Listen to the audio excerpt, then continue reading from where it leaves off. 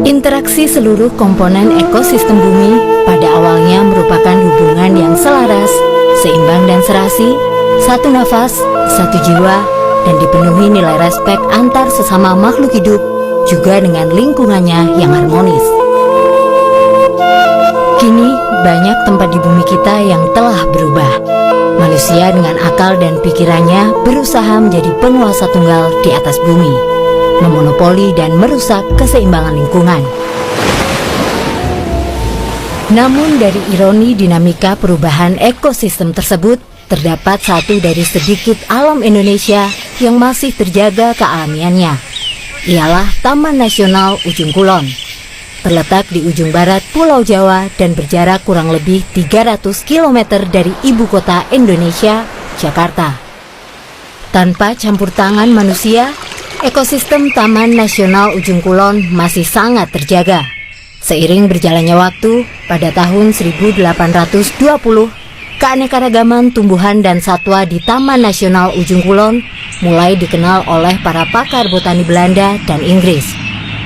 Salah satu satwa liar yang terkenal yang hidup di kawasan ini adalah badak bercula satu, Rhinoceros sondaicus. Diperkirakan populasi dari badak Jawa saat ini hanya berkisar 50 hingga 60 ekor. Badak Jawa adalah salah satu dari 10 jenis satwa yang ada di dunia ini yang paling terancam punah.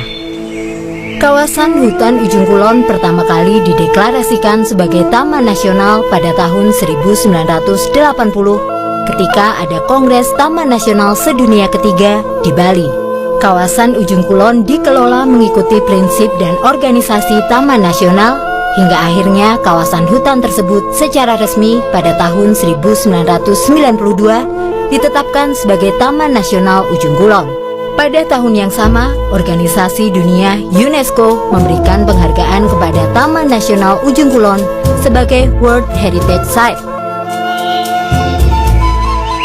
Kawasan darat Taman Nasional Ujung Kulon memiliki luas 78.619 hektar yang mencakup wilayah Semenanjung Ujung Kulon, Pulau Panaitan, Pulau Pecang, Pulau Handelem, dan Gunung Honje. Kawasan Taman Nasional Ujung Kulon bagian timur didominasi oleh deretan pegunungan Honje. Sebagian daerah Gunung Honje merupakan kawasan pemukiman penduduk yang dalam kesehariannya memanfaatkan sumber daya alam sekitar sebagai mata pencahariannya. Sebagian besar masyarakat yang tinggal di kawasan ini memeluk agama Islam. Mayoritas masyarakat berasal dari suku Sunda dan Banten. Adat istiadat masyarakat setempat mengajarkan untuk hidup selaras antara manusia dengan lingkungannya.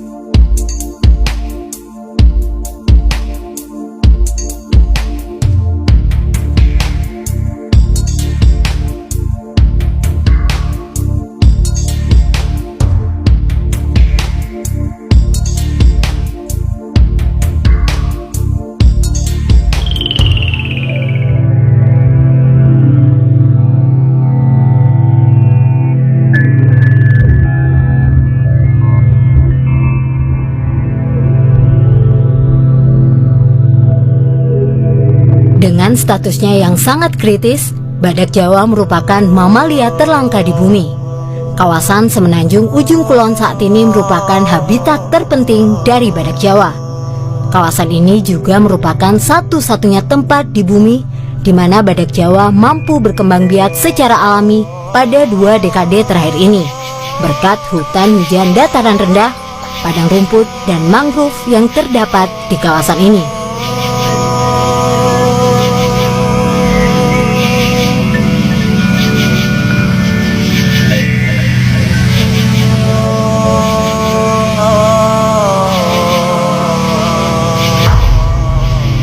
Badak menjatuhkan pohon muda untuk mencapai makanannya dan mengambilnya dengan bibir atasnya yang dapat menggenggam. Badak Jawa diperkirakan mengkonsumsi 50 kg makanan per hari. Seperti badak Sumatera, badak ini juga memerlukan garam untuk makanannya. Sumber mineral umumnya tidak terdapat di ujung kulon. Sebagai gantinya, badak Jawa meminum air laut untuk mengganti nutrisi yang sama seperti garam.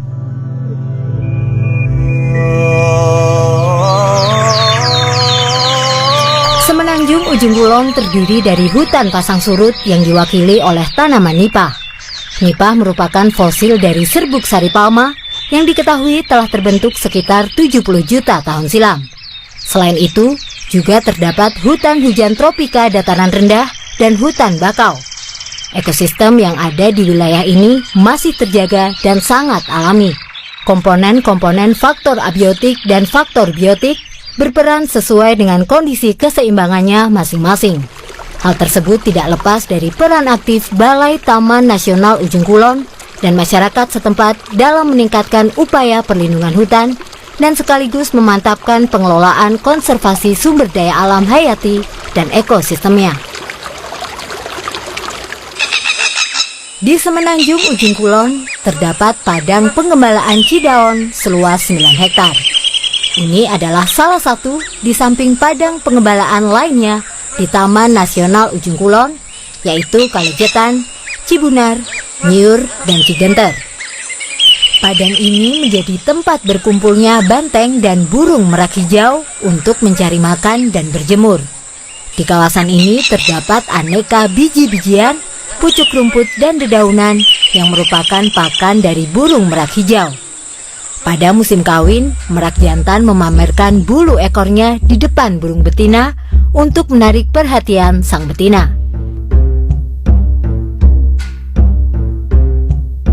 Salah satu kawasan pulau yang ada di Taman Nasional Ujung Kulon adalah Kepulauan Handelem.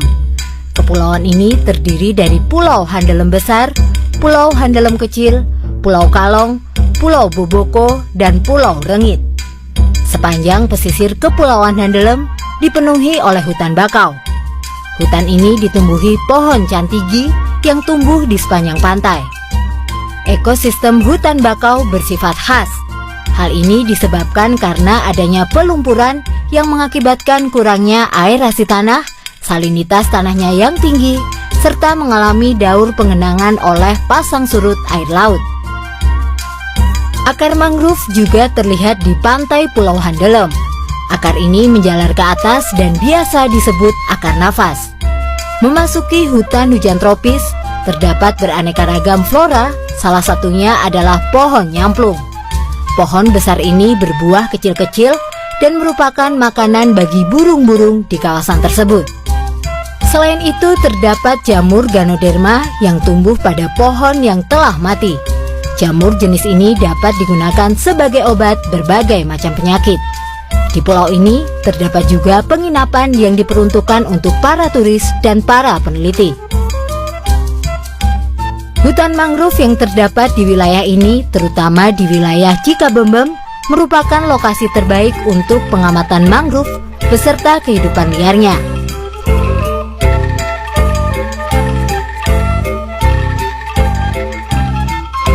Tak jauh dari Pulau Handelem terdapat Sungai Cigenter yang merupakan habitat dari ular sanca, buaya muara laut, banteng, dan berbagai jenis burung.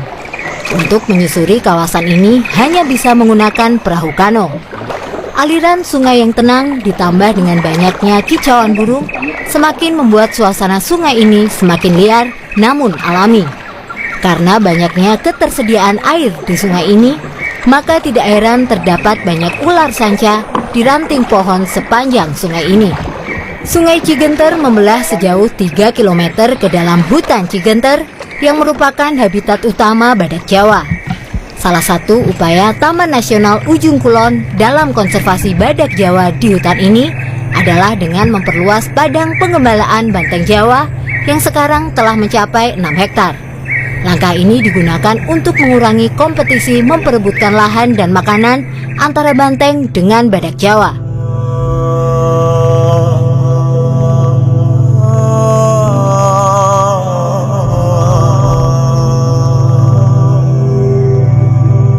Pulau lain yang terdapat di kawasan Taman Nasional Ujung Kulon adalah Pulau Pecang. Lokasinya yang berada di antara Selat Sunda dan Samudra Hindia menjadikan pulau ini dianugerahi pantai yang tenang dengan pasir putih yang indah. Laut di sini merupakan habitat terumbu karang dan ikan-ikan kecil yang beraneka ragam. Eksotika keindahan flora dan faunanya menjadikan pulau ini sebagai tempat wisata edukasi alam. Pulau ini memiliki luas sekitar 450 hektar dan mempunyai sumber air tawar yang abadi. Keragaman fauna di pulau ini diwakili oleh rusa, babi hutan, biawak, elang laut, burung rangkong, dan monyet ekor panjang. Kawanan hewan-hewan ini cukup jinak untuk berinteraksi dengan manusia. Populasi hewan-hewan ini terjaga dengan baik dikarenakan sedikitnya predator di Pulau Pecang ini.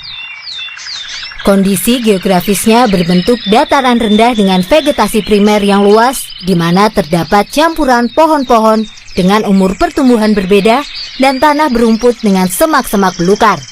Karena hal itulah, pulau ini menjadi surga bagi hewan-hewan tersebut. Pada tahun 1883, sebagaimana hampir semua kawasan Ujung Kulon, Pulau Pecang juga tidak luput dari hantaman tsunami akibat letusan Gunung Krakatau. Hampir tidak ada flora dan fauna yang tersisa akibat dampak dari tsunami tersebut. Hutan di Pulau Pecang telah mengalami sebuah suksesi sempurna. Satu-satunya pohon yang masih bisa bertahan adalah pohon kiara ini. Umurnya diperkirakan telah mencapai 1 abad lebih dan diameternya lebih dari lingkaran manusia sebanyak 30 orang dewasa. Pohon kiara atau biasa disebut dengan pohon pencekik adalah pohon yang mengambil makanan dari pohon yang ditumpanginya. Buah kiara dari pohon ini dibawa oleh burung dan primata, kemudian dijatuhkan pada pohon induknya. Seiring berjalannya waktu, biji buah kiara ini tumbuh di batang pohon di mana ia berada. Pohon kiara memiliki akar yang menjalar dari atas ke bawah sampai menyentuh tanah, yang nantinya akar tersebut akan terus membesar dan pada akhirnya pohon induknya akan mati dan habis tergantikan oleh pohon kiara.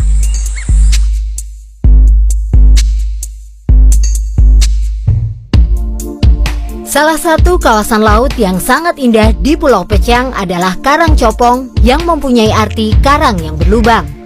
Lokasi karang ini terletak di ujung utara Pulau Pecang. Karang ini telah mati yang terbentuk karena karang terkikis terus-menerus akibat hempasan gelombang ombak dari Samudra Hindia, sehingga menyebabkan karang ini berlubang secara alami. Lokasi ini seringkali digunakan sebagai tempat diving, tetapi hanya untuk level yang tinggi dan berbahaya. Pilihan lokasi untuk snorkeling di Pulau Pecang dibagi berdasarkan level kedalamannya yang tersedia di sepanjang pantai. Untuk menyelam dengan alat selam, lokasinya terdapat di laut bagian barat Pulau Pecang. Jenis ikan yang sering ditemui di laut Pulau Pecang adalah ikan kupu-kupu, ikan bidadari, ikan badut, ikan singa, dan ikan kakak tua.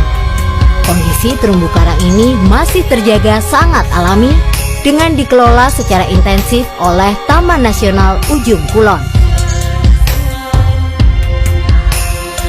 Pada titik ujung paling barat dari Pulau Jawa, terdapat sebuah menara mercusuar yang difungsikan sebagai penunjuk arah.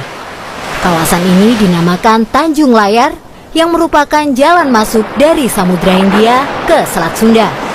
Dahulu kala, pemerintah Hindia Belanda merencanakan membangun sebuah pelabuhan laut di kawasan ini. Namun karena wabah malaria, rencana itu urung dilakukan. Hingga akhirnya, sampai saat ini, lokasi ini masih terjaga sangat alami. Alam dan manusia sampai kapanpun tidak dapat dipisahkan. Masing-masing memiliki peran dan fungsinya tersendiri. Manusia seharusnya hidup bersinergi dengan alam dan menciptakan hubungan mutualisme antar keduanya, sehingga keberlangsungan hidup keduanya dapat terjaga dengan harmonis dan penuh dengan nilai respek.